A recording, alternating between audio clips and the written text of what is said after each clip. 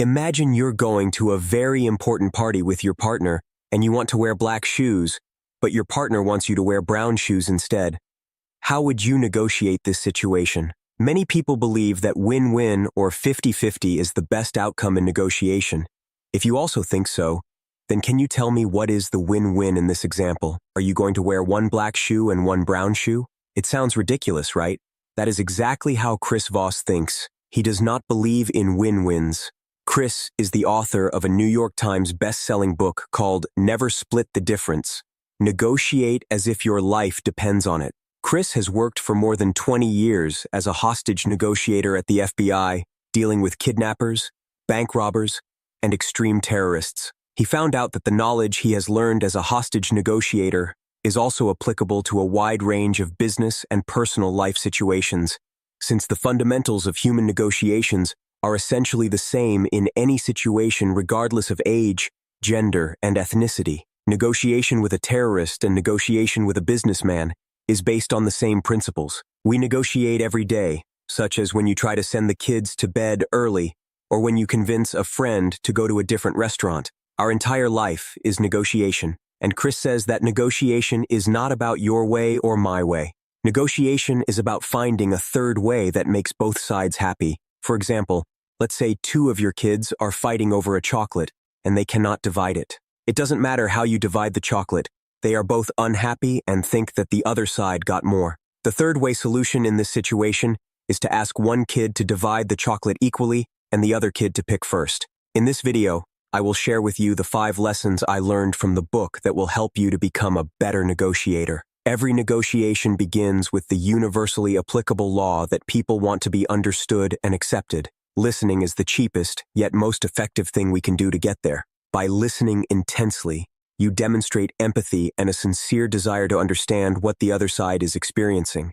It sounds easy, but you cannot imagine how many people fail to listen. When the other side starts talking instead of listening, they think about what they will say, and when the other side stops, they give their pitch, regardless of what the other side just said. And the other side starts saying to himself, they didn't even listen to a word I was saying. I'm sure you've experienced this. Sometimes you talk to someone and you feel like you're talking about different topics. People usually yell in negotiations because they feel that they have not been heard. Everyone wants 3 things in negotiation. Number 1, to be understood. Number 2, respected. And only then get what they want from the negotiation. If you fail at listening, don't expect success from the negotiation. Lesson number 2, negotiation is not a battle. It is a discovery. People who view negotiation as a battle of arguments become overwhelmed by the voices in their heads. But the truth is, negotiation isn't a battle. It's an act of discovery. The objective is to uncover what the other side wants. Is it money, time, respect, recognition, etc.? In order to do that, the author recommends several tactics. The first one is simply smiling.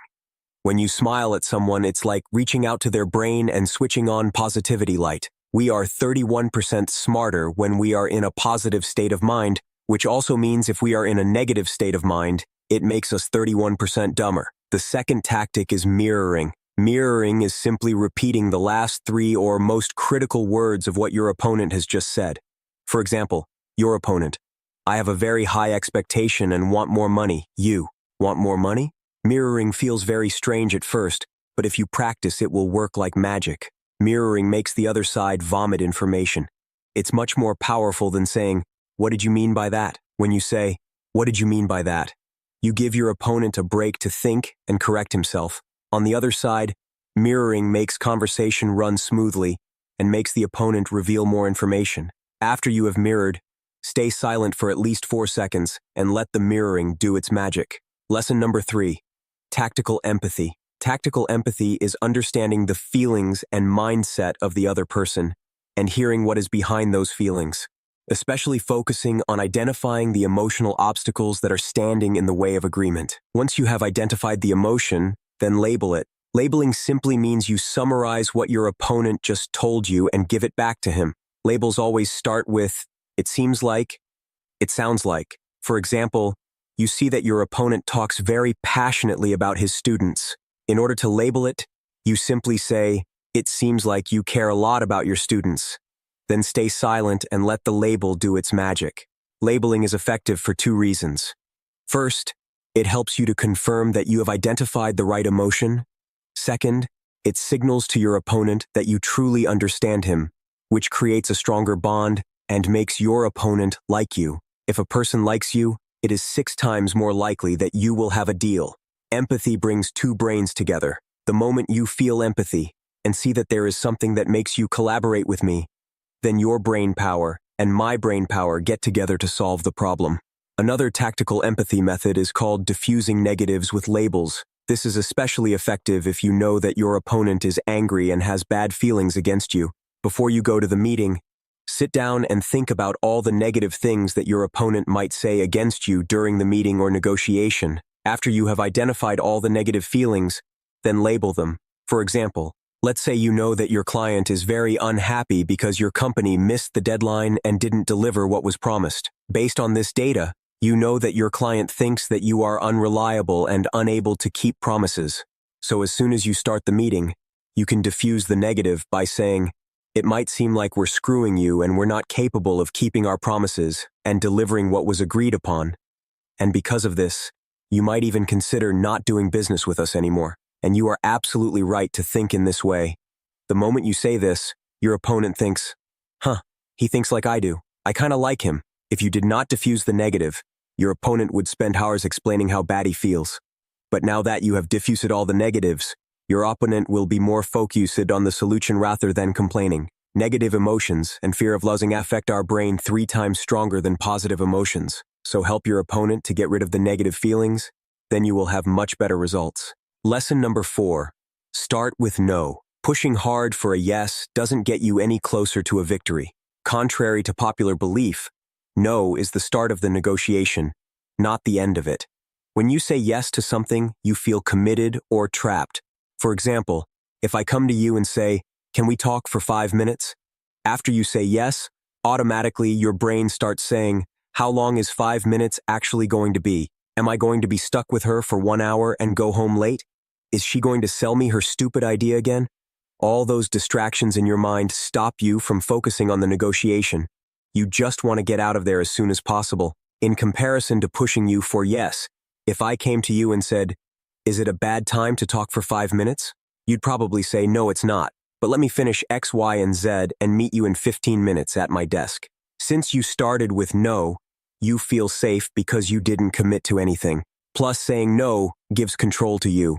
It was you who said, "Let's meet in 15 minutes. When you feel in control, it makes you think quicker, faster, and helps you to focus on implementation without any distractions. Also, after you said no, you answered 2 to 3 upcoming questions by yourself. I did not have to ask you where to meet, when to meet. You gave me everything I wanted without even working for it. That is right is one of the most powerful phrases in negotiation that you want to hear. To get this answer, you simply take your opponent's words and repeat back to him. It sounds simple and maybe a stupid thing to do, but works well. It puts the other side's empathy on steroids. If you get that is right, then you can be sure that the deal is almost done. That's right is what we say when we feel completely heard and believe that the other side really understands us. We also say that is right at aha moments. Please be careful. If you get "you are right," it means you failed completely. The difference between these two phrases is tiny, but the implication is huge. When somebody says you're right, they're most likely trying to get rid of you or end the conversation. Dealing with people is one of the hardest jobs out there. You can be perfect at your job, but if you have poor people skills, it's highly likely that you will have a tough time at work. If you want to improve your people skills, then check out the video you see on your screen.